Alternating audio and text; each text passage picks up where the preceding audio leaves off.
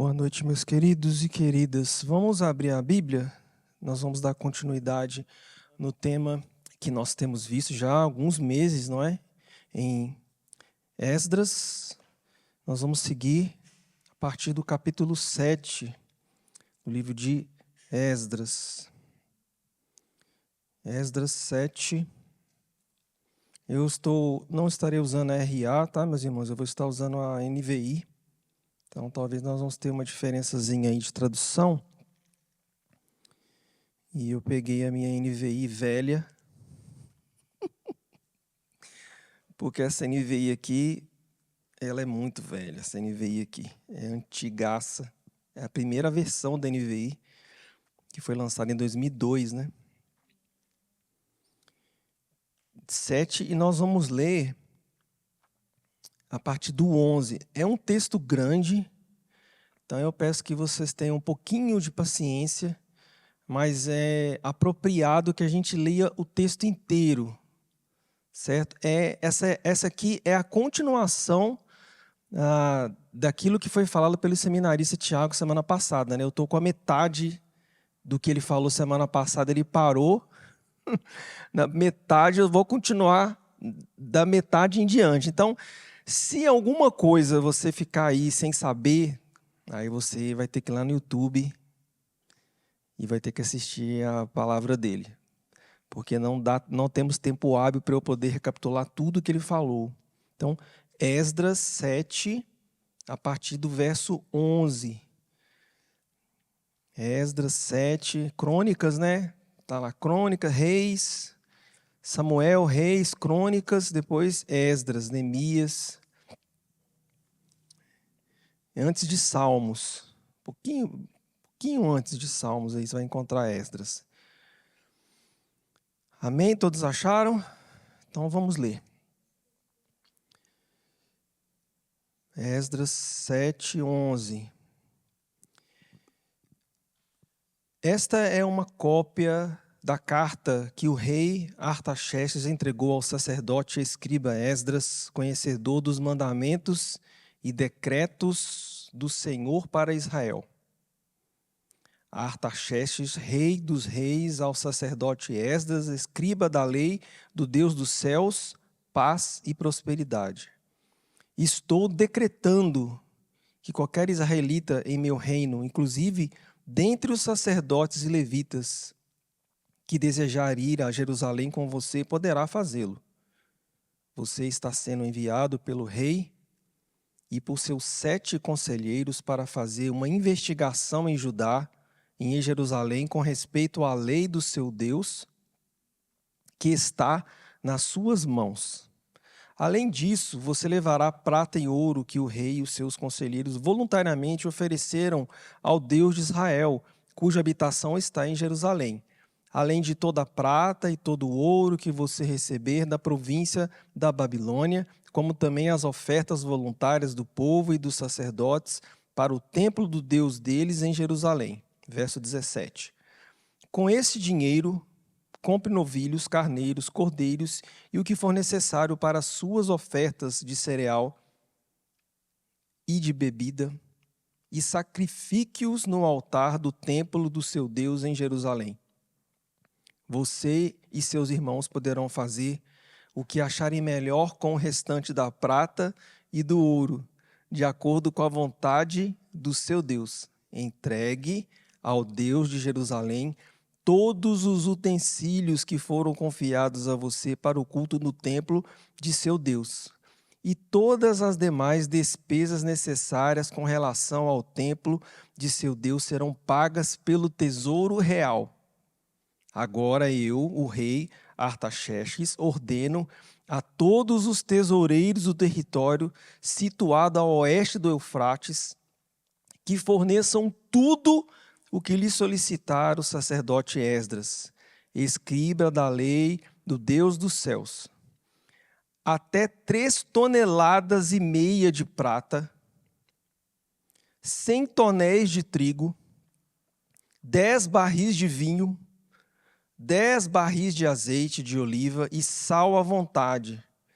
Tudo o que o Deus do céu tenha prescrito que se faça com presteza para o templo do Deus dos céus, para que a sua ira não venha contra o império do rei e dos seus descendentes. Saibam também que vocês não têm autoridade para exigir impostos, tributos ou taxas a nenhum dos sacerdotes, levitas, cantores, porteiros e servidores do templo, e nenhum dos que trabalham nesse templo de Deus. Verso 25.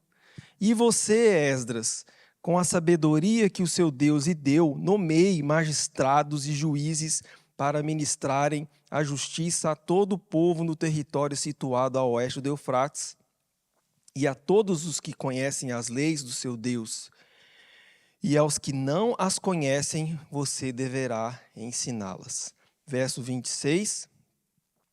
Aquele que não obedecer à lei do Deus de vocês e à lei do rei, seja punido com a morte, ou com o exílio, ou com o confisco de bens, ou com a prisão. Bendito seja o Deus, o Senhor, o Deus de nossos antepassados, que pôs no coração do rei o propósito de honrar dessa maneira o templo do Senhor em Jerusalém, e que por sua bondade favoreceu-me perante o rei, seus conselheiros e todos os seus altos oficiais, como a mão do Senhor, o meu Deus, esteve sobre mim. Tomei coragem e reuni alguns líderes de Israel para me acompanharem. Vamos orar? Obrigado, Senhor, pela Tua palavra, porque ela chega até nós, Pai, na nossa língua. Obrigado porque nós temos, além da palavra, nós temos o espaço para ouvi-la. Temos tempo para ouvi-la, temos saúde, Senhor Deus, para ouvi-la. São muitas as bênçãos que o Senhor tem nos dado, Pai. Possamos entender aquilo que o Senhor quer nos dizer por meio da Santa Escritura, que o Teu Santo Espírito fale aos nossos corações, Pai. Que possamos aprender, Pai, com tudo aquilo que será ensinado por meio do Teu Santo Espírito. É a nossa oração em nome de Jesus. Amém.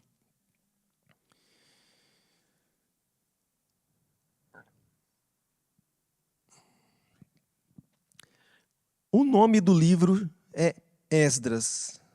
Só que a gente só tem notícia de Esdras a partir do capítulo 7. Até o momento nós não tivemos notícia de Esdras, a não ser, se não me falha a memória, nas primeiras exposições que, para contextualizar os irmãos, falamos quem foi Esdras, mas vale a pena retomar a lembrança de quem é Esdras, né? Ou vale a pena a gente olhar para o pedigree de quem é o sacerdote Esdras. O sacerdote Esdras descende de um tipo de sacerdote diferente do sacerdote que vinha antes da reconstrução do templo. Eu não sei se os irmãos devem se lembrar da história de que quando o templo estava sendo reformado e limpo, foi-se encontrado a lei perdida no templo. Acho que os irmãos devem se lembrar desse relato, não é? Curiosamente, um relato. Israel estava vivendo uma vida muito afastada da lei de Deus, muito torta comparada com a lei de Deus. E nós não podemos deixar de lembrar que uma das ordenanças para o rei era que ele tivesse consigo uma cópia do livro. Então o rei, além de ter um profeta, ele tinha a obrigação de ter uma cópia do livro. O livro estava perdido. Se o livro do templo estava perdido, imagina onde estava o livro do rei. Não tinha lei de Deus. E por que eu estou citando essa história que se encontra em Crônicas, não é?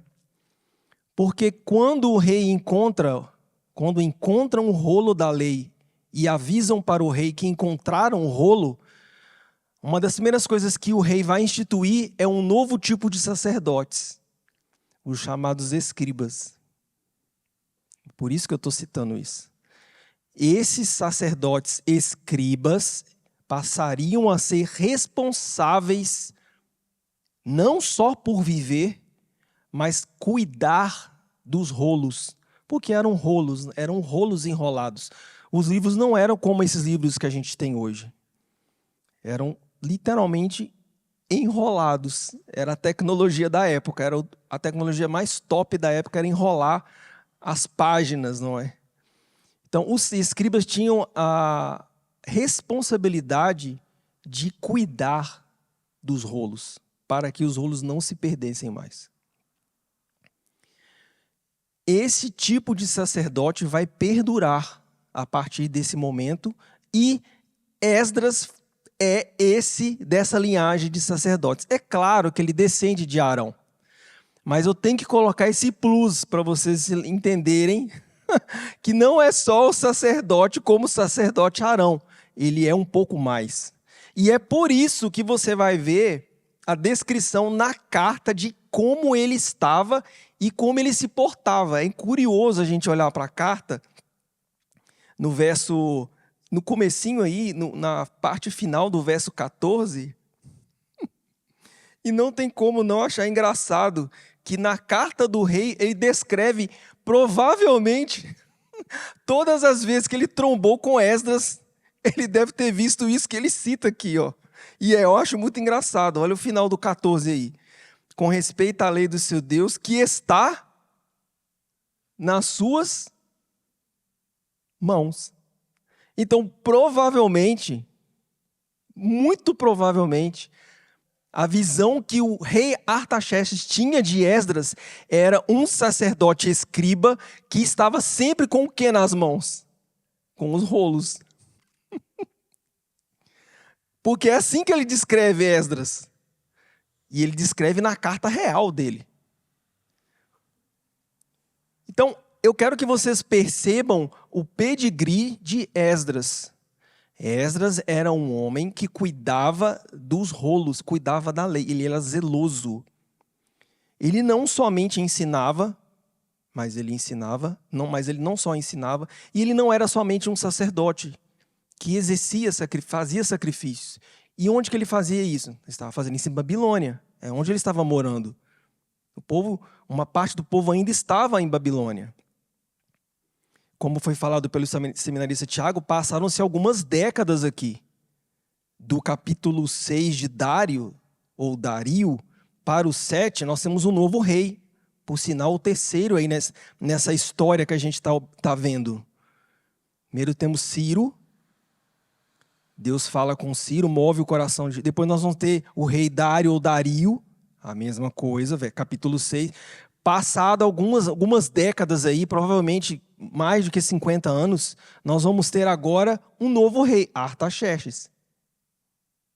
Então passaram-se alguns anos, e as pessoas que não desceram com Zorobabel, que ficaram lá em Babilônia, são para essas pessoas que a carta está sendo escrita. E é por isso que agora aparece Esdras, porque Esdras é mais novo do que todo esse pessoal que foi citado aqui. Como que ele sabe da história se foi ele que escreveu? Provavelmente porque ele é um escriba e quando ele chegou em Jerusalém, contaram para ele toda a história. E como bom escriba, o que ele vai fazer? Vai escrever. Mas é por isso que ele só aparece aqui, a partir do 7. E provavelmente aí quase 80 anos depois do início da reconstrução do templo. É praticamente uma geração. 80 anos, 70, 80 anos é uma geração. Então, quando a gente folheia a Escritura, a gente tem que tomar cuidado. Porque a gente passa a folha e acha que o tempo passa tão rápido quanto você passa a folha. E não passa tão rápido como você passa a folha. Se você pula o olho do 6 para o 7, é praticamente 50 ou mais anos. Então, as coisas continuam sendo lentas no agir de Deus. Não é rápido. Deus está trabalhando, está reconstruindo. Começou uma reconstrução, quase 80 anos depois, quem vai aparecer? Esdras. Aonde? Em Jerusalém? Não, ele ainda está em Babilônia. É assim. Então temos que olhar para esses detalhes e perceber como que as coisas acontecem na reconstrução de Deus para com o seu povo e para com a sua igreja. E nós temos aí a carta. Eu não vou expor a carta inteira. Eu quero trazer pontos importantes dessa carta para a gente analisar e perceber o agir de Deus, né? Na vida de Esdras e na vida do povo que Deus tem a aliança. Quando Deus tem aliança com o povo, Ele utiliza pessoas para o cumprimento da sua aliança, para o cumprimento da sua promessa. Como eu já citei e falei há algumas semanas atrás, Deus não reconstrói de forma milagrosa. Deus reconstrói utilizando pessoas reais, no tempo e no espaço. Por quê? Porque Ele quer dar a essas pessoas o privilégio de fazer parte da obra dEle. O privilégio são das pessoas. Ele pode construir tudo. Construir para Ele é moleza, Ele criou do nada. Então, Ele compartilha com as pessoas o privilégio da reconstrução. Compete às pessoas, jovens, crianças, adultos, todos foram convocados aqui para participar ou não dessa reconstrução. É uma escolha. E eu quero citar, para a gente finalizar essa introdução, o fato de que é a terceira vez que Deus chama o povo. Isso me saltou aos olhos, não é? A gente tem uma primeira leva de pessoas que descem, depois nós vamos ter uma segunda leva com Zorobabel, que Deus chama, que não desceram da primeira, ficaram. Aí vai descer uma renca, né? Praticamente 50 mil pessoas vão descer. Fazer essa viagem de alguns meses, né? 5, 6 meses de viagem a pé. Aí você pensa, nossa, que beleza, desceu todo mundo, né? Passa-se mais algumas décadas, aí chega Deus se revelando para Esdras, falando com o rei e manda, por meio de uma carta, convocar as pessoas que quiserem descer para Jerusalém, que desçam novamente. Então havia ainda pessoas que não decidiram descer, não decidiram fazer parte da reconstrução. Isso ficou cucado na minha cabeça, sabe, gente? Porque cada pessoa tem um timing, não é? E eu fiquei pensando nisso.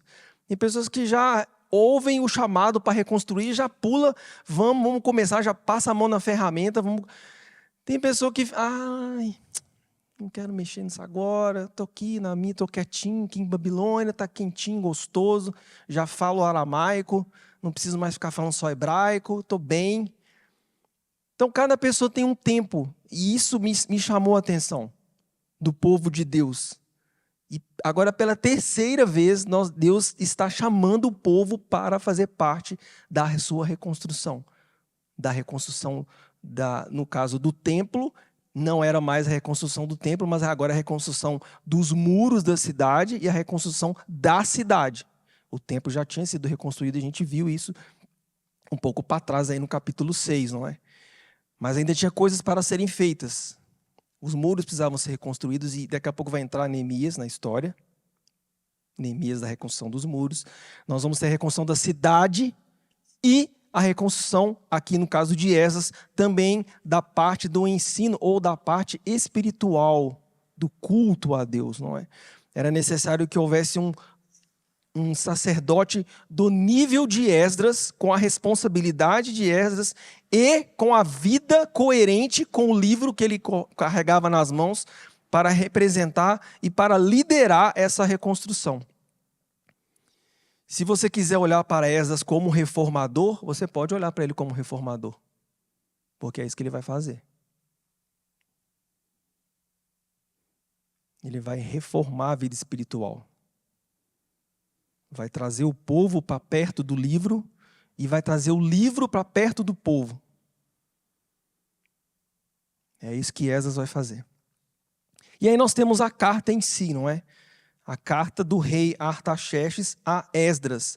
Essa cópia dessa carta foi entregue para o sacerdote Esdras.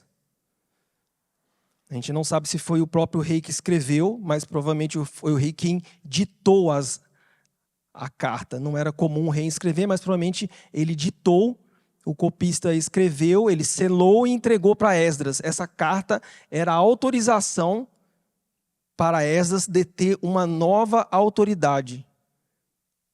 Então entendam, o Estado estava concedendo a um líder religioso a autoridade para além da religião. Estão acompanhando o que está acontecendo? Isso aqui é muito. Essa carta, inclusive, está escrito um título aí que isso não é canônico, né? A carta do rei. É uma carta real. Isso conferia a Esdras poderes. Inclusive, a carta vai mostrar para a gente que ele tinha poder de aplicar a pena capital. É o nível da autoridade que o rei deu para ele. No caso, para Esdras, não é? O verso 11, nós temos a descrição de quem envia a carta, quem escreve a carta, e nós temos para quem a carta é, como eu já falei, e temos a descrição das qualificações daquele que recebe a carta, no final do verso 11. O rei observou, e ele relata isso na carta, que Esdras era conhecedor dos mandamentos e decretos do Senhor. Haviam vários sacerdotes na Babilônia, de vários deuses. E eu quero que vocês observem que o rei sabia que Esdras ele era conhecedor dos mandamentos. Esdras era tanto conhecedor dos mandamentos que na carta real o rei vai falar como eles deveriam cultuar, o que eles deveriam usar para cultuar.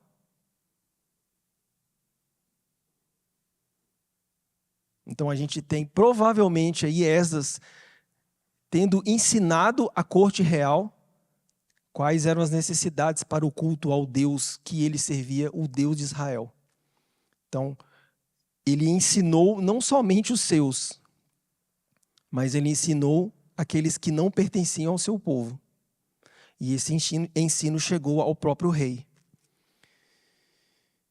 E aí nós temos o decreto. O decreto começa a partir do verso 13. E nós temos o decreto que ele vai seguindo até o final do verso 16. No verso 13, nós vamos ter o crédito que é dado para o nosso querido Esdras.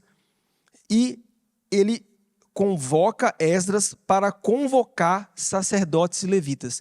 Eu não vou dar spoiler, porque eu vou deixar vocês curiosos dessa busca que Esdras vai fazer aqui, porque ele vai atrás de sacerdotes e levitas. Viu, galerinha jovem aí? Ele vai sair de casa em casa. Ah, a casa do fulano tal. Ah, a casa do ciclano que canta bem. Ele foi atrás de um por um. O que vai acontecer nessa ida dele, eu não posso falar. Sinto muito, mas eu não vou falar. Vou deixar vocês curiosos, ou então você vai ler em casa o resultado dessa busca dele. Ele vai atrás de sacerdotes e vai atrás de levitas. Vai atrás de pessoas para descer com ele para resolver essa questão do culto em Jerusalém.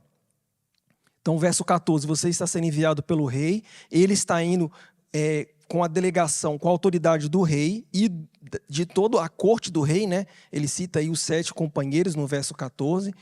No verso 15, nós temos a provisão para realização do culto. Então, o rei vai, além de liberar, e é importante citar isso, né? E eu não falei isso. Eles estão numa terra escravos. O rei está permitindo que eles saiam, sejam livres, para descer para a sua terra. É isso que está acontecendo. Eles eram escravos. O rei está permitindo que eles saiam. O rei está permitindo que Esdras saia e o rei está permitindo que Esdras chame pessoas que se quiserem se tornar livres, poderiam descer agora para a Babilônia. O verso 15 está falando isso. E aí o verso 15 em diante nós vamos ter o rei fazendo a provisão, não somente para que Esdras leve pessoas para o culto, pessoas para a reconstrução, mas para que Esdras leve aquilo que é necessário para que se cultue, provisão financeira. E nós vamos ter uma descrição de uma provisão financeira aí, meus irmãos, que é uma coisa, é abundância mesmo. Olha aí, o verso 16, além de toda a prata e todo ouro que você receber da província da Babilônia, como também as ofertas voluntárias do povo e dos sacerdotes para o templo de Deus deles em Jerusalém. Todo mundo que desse dinheiro, Esdras poderia receber, como se fosse para o próprio rei. O verso 17 tem um destino do dinheiro. Com esse dinheiro é para comprar o quê? Tudo aquilo que era necessário para o culto. E o culto, os irmãos sabem, culto é sacrifício. Culto é perdão. Culto a Deus é estar perante Deus e aplacar a ira de Deus utilizando animais para sacrificar. É apaziguar ou estar novamente em paz com o seu Criador. E havia exigências para esse culto. Havia exigências de pessoas, sacerdotes, levitas. Havia exigência de materiais, os utensílios do templo. Havia exigência de animais. Então, havia muita necessidade para que essa reconstrução continuasse. E aí nós vamos ter o rei fazendo essa liberação também para Esdras. Verso 18, ele continua falando que vocês e seus irmãos poderão fazer o que acharem melhor com o restante da prata e do ouro. Não somente a provisão para tudo, mas se sobrasse, e acho que o rei era bom de conta e os assessores dele sabiam que ia sobrar, o que sobrar, o verso 18 fala, vocês utilizam do jeito que vocês acharem, do jeito que você entender, Esdras, você vai utilizar. Verso 19, entregue ao Deus de Jerusalém todos os utensílios que foram confiados a vocês para o culto do templo do seu Deus. E todas as demais despesas necessárias com relação ao templo do seu Deus serão pagas por quem? Está na sua Bíblia aí. Quem que vai pagar as despesas? Pelo tesouro real. Vai sair do bolso do rei. É o rei que está pagando. Então, as despesas de viagem, o rei pagou. Não posso falar quantas pessoas foram, mas foram muitas. O rei bancou essa viagem.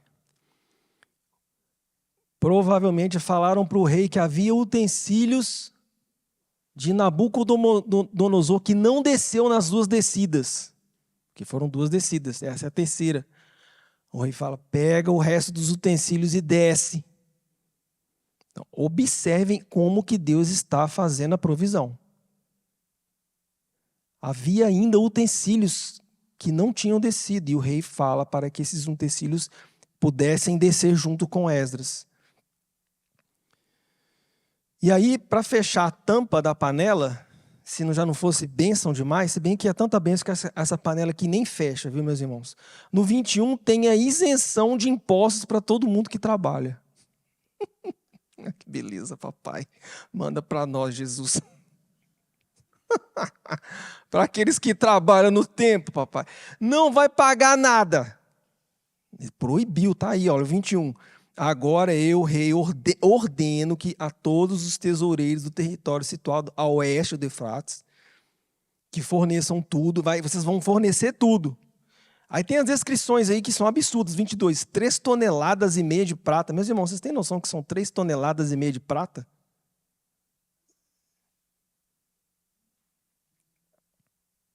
Meu carro, acho que é 1,4 toneladas o peso do meu carro. 3,5 toneladas de prata. Mas de vinho eu sei que os irmãos entendem. Olha aí quantos barris tem de vinho, ó. Quantos barris tem aí? 100 tonéis de trigo, 10 barris de vinho. 10 barris de azeite. E aí, ele libera todos aqueles que trabalham de pagarem impostos.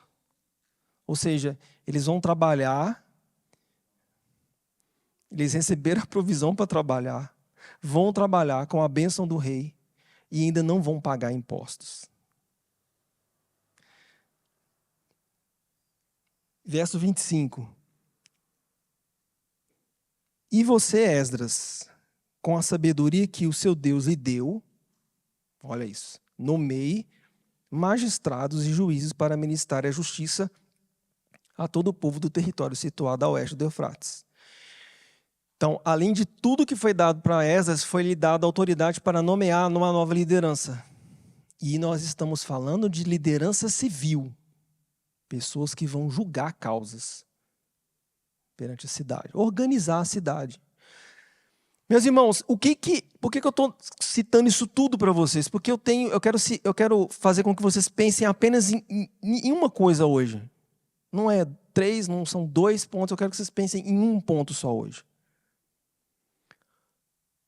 O Deus que reconstrói está movendo o coração de Artaxerxes, porque Artaxerxes viu um homem que carregava o livro, mas que o livro carregava ele. Um homem digno de confiança. Um homem que não se dobrava por poder, não se dobrava por dinheiro.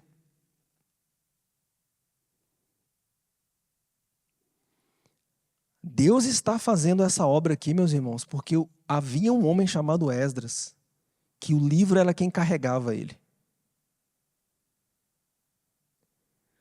Esse rei está concedendo a autoridade de um rei para Esdras.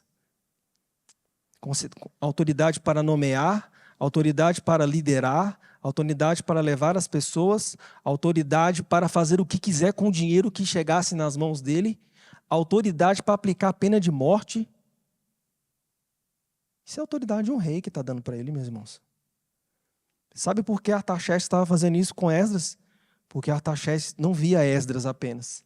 Ele via um homem que servia ao Deus verdadeiro.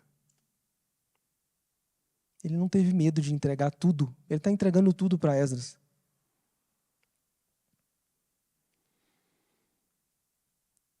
Ele sabia que poderia deixar Esdras livre, porque Esdras, sendo livre, ele seria servo de Deus. Ele poderia entregar o dinheiro todo que chegasse nas mãos de Esdras, porque ele sabia que Esdras não iria roubar. Esdras seria fiel, porque o coração de Esdras era fiel. Ele poderia entregar o máximo da autoridade para Esdras, que Esdras não ia puxar o tapete de ninguém. Porque Esdras, mesmo estando acima de todos, ele se via como o menor de todos, o que servia a todos, o que ensinava a todos. Era isso que o rei via e viu em Babilônia. É a única conclusão que a gente pode chegar para isso que está acontecendo nessa carta. Não havia nada que desabonasse a conduta de Esdras. Pelo contrário. E aí nós vamos ter Deus movendo novamente o império, movendo novamente um rei. Por causa do quê? Por causa de um homem que se curvou ao livro. Um homem digno daquele livro. Como eu já disse, um homem que não apenas carregava o livro, mas que o livro carregava a sua vida. E toda a sua vida. E aí nós vamos ter uma pequena doxologia, né, que a gente chama, ou um cântico, ou uma oração de louvor, que é o verso 27 e o verso 28. E o verso 27 e 28 são as palavras do próprio Esdras, depois de ter recebido essa carta. Bendito seja o Deus de nossos antepassados, que pôs no coração do rei o propósito de honrar dessa maneira o templo do Senhor em Jerusalém. Notem, Deus colocou no coração do rei honrar o templo, não é honrar a ele. Os olhos de Esdras, mesmo recebendo tudo isso, estavam olhando para o Deus do templo. Verso 26, e que por sua bondade favoreceu-me perante o rei. Deus, ele via que tudo aquilo não era por ele ter feito algo. Era a bondade de Deus. Porque em última instância, meus irmãos, é Deus quem curva o nosso coração. Esdras estava olhando para tudo isso que estava acontecendo e ele não estava inflado. Ele estava, como acabei de falar, ele está orando ou cantando e agradecendo a Deus pela bondade de Deus, daquilo que Deus estava fazendo. Final do verso 26, como a mão do Senhor, o meu Deus, esteve sobre mim, tomei coragem e reuni alguns líderes de Israel para me acompanharem. Esdras recebe a carta, entende a bondade de Deus, entende que Deus continua a reconstruir, entende que é o momento agora dele fazer parte dessa reconstrução, ele tem que descer. E ele decide, diante daquilo que Deus está fazendo e diante dos livros que ele tem nas mãos, de ir para Jerusalém. O que nós podemos aprender, meus irmãos, aqui nessa carta e com Esdras? Primeiro, meus queridos, Esdras era digno do livro.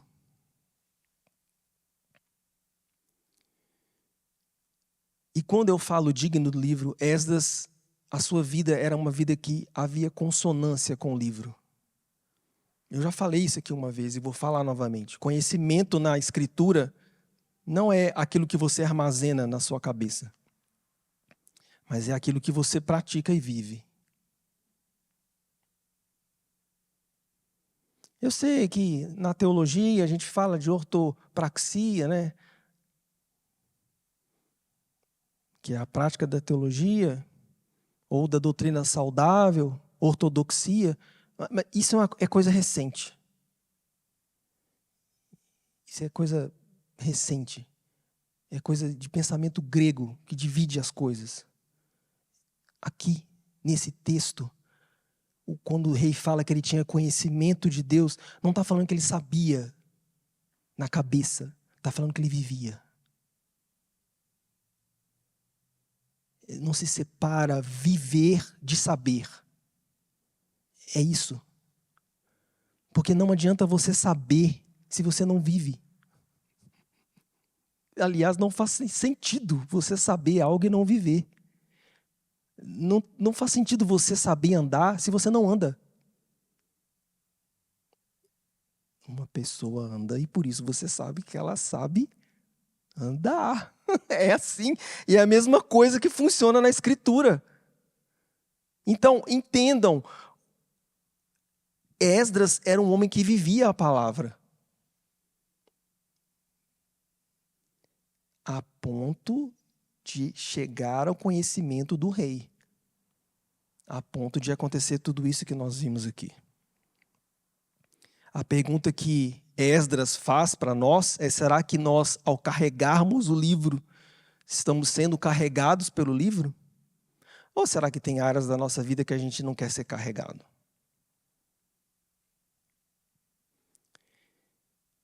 Esdras nos mostra que é importante sermos carregados pelo livro em todas as nossas áreas. 2. E essa reflexão vai para você e para mim, que às vezes precisamos nos associar com pessoas. Meu irmão, o pedigree da pessoa é a vida dela com Deus. Não é a quantidade de seguidores que ela tem. Não é a quantidade de influência que ela tem. Não é com quem ela anda. Isso não interessa. Esdras foi reconhecido porque ele vivia a palavra. Estamos vivendo um mundo em que as pessoas são valorizadas por tudo, menos pela essência. O mundo, meus irmãos, é um mundo de filtro. Tudo tem filtro. Tudo tem filtro. Nada é real. E às vezes a gente acha que se associar a uma certa pessoa, porque é uma pessoa que tem influência, isso talvez vai ser bom para a gente. Meus irmãos, nesses 20 e poucos anos de pastorado, o que eu mais vejo são pessoas se associando a outras pessoas que têm poder e dinheiro e dando com burros na água. Pessoas que o coração delas não são carregados pela Escritura. E que cedo ou tarde elas vão mostrar as suas garras. Qual que é a confiança que nós temos? Como que a gente se associa a pessoas? Você se associa a pessoas porque ela é carregada pelo livro. E somente por isso. Porque ela é um servo fiel a Deus. Porque é uma pessoa que você sabe que independente da posição que você colocar ela, ela vai ser a mesma pessoa. Independente da quantidade de dinheiro que ela tiver, ela vai ser a mesma pessoa. Independente do Instagram dela explodir de milhões de visualizações, ela vai continuar sendo a mesma pessoa. Porque é uma pessoa que é carregada pelo livro. Cuidado com quem você se associa. Cuidado com quem você faz sociedade, vínculo, aliança. Viu, jovens? Cuidado com as meninas. Cuidado. O valor está naquilo que a pessoa vive. Não é naquilo que aparenta ao redor. Isso é passageiro. E Esdras nos mostra isso. E para finalizar, Esdras é um homem que, por causa da palavra de Deus, vai deixar o seu conforto e vai partir para uma reconstrução que já dura várias e várias décadas. Esdras está largando o palácio, está largando toda a estrutura que ele tinha, e acreditem, tá? Era uma excelente estrutura, era o primeiro mundo da época. E está indo para o interior do interior do interior, tudo destruído, a cidade. Cidade sem portão, sem muro. Imagina. Enfrentar o deserto por amor à palavra de Deus. Meus irmãos, esse é o exemplo de Esdras para você e para mim. Partir para a reconstrução. Partir para aquilo que Deus coloca para fazermos. Sabendo que Ele é quem fará a obra. Por mim e por você. Então, o chamado de Esdras para você, meu querido, para nós, é reconstruir. Não tenha pressa na reconstrução. Mas saiba que a reconstrução requer termos o livro nas mãos. A reconstrução requer o livro nos carregar. E a reconstrução requer coragem para reunir pessoas ao nosso lado que têm o mesmo propósito e descermos para Jerusalém para reconstruir. Amém? A nossa Jerusalém é essa igreja, meus irmãos. Vamos reconstruir ela. A sua Jerusalém é o seu coração. Reconstrua ele. Reconstrua o seu coração. Sempre existe uma área do nosso coração que precisa ser reconstruída. Sempre. Amém? Vamos orar? Obrigado, Senhor, pela Tua palavra. Obrigado porque o Senhor nos chama, Pai, para sermos como Esdras, Deus. Nos ajude, Senhor, em nossas dificuldades, Senhor. Nos ajude nos nossos medos, Pai, que possamos ver a Tua grandeza, o Teu poder, Pai. Confiar em Ti, confiar no livro, Pai. Confiar de todo o nosso coração. E que possamos ser instrumentos como Esdras, Deus, de reconstrução. Instrumentos para atrair outras pessoas para reconstruir. Instrumentos, Pai, para reconstruir na vida dos outros, Pai. É a nossa oração. E nós oramos em nome de Jesus Cristo. Amém.